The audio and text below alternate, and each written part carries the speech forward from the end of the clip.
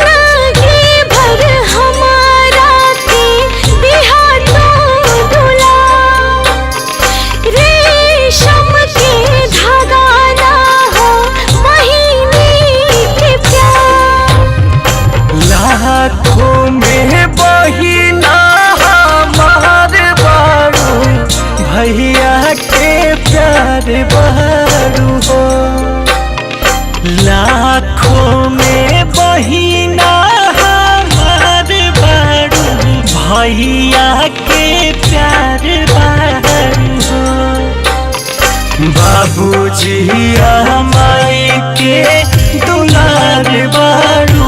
प्राण के आधार बहरू हो, बाबूजी माई के दुलार बहरू। प्राण के आधार बहरू हो।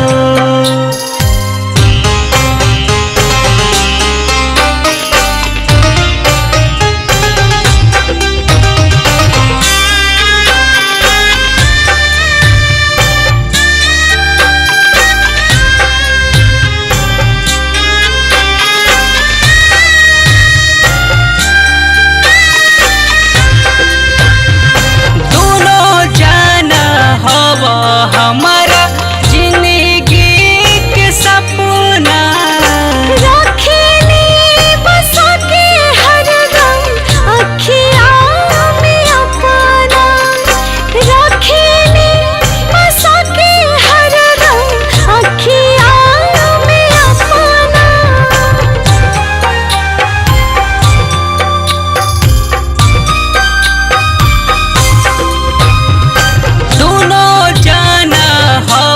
हमारा जिंदगी के सपना रखेली बसा के हरदम अखियाँ में अपना।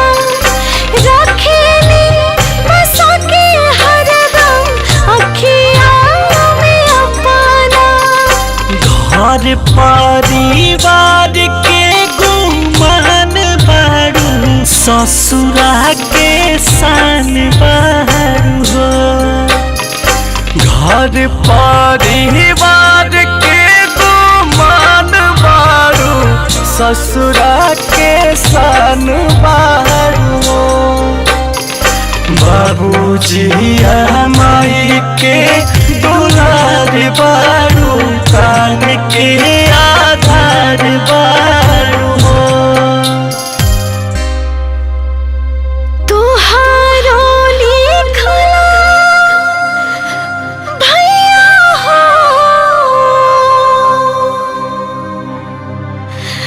बाबा चौपरिया हमारा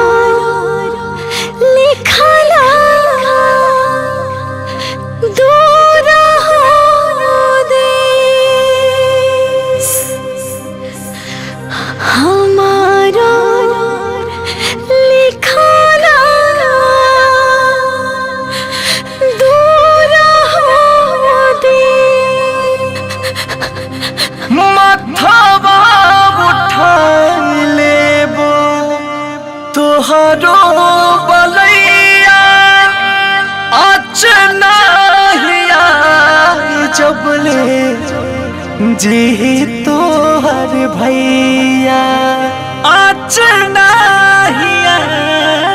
जब ले जी तोहर भैया अंकुश राजा बोस राजानी के बहिना तू जान बारू अंकुश राजा बोस राजानी के बहिना तू जान बारू हो बाबूजी माई के दुलार बारू प्राण के आधार बारू हो बाबूजी माई के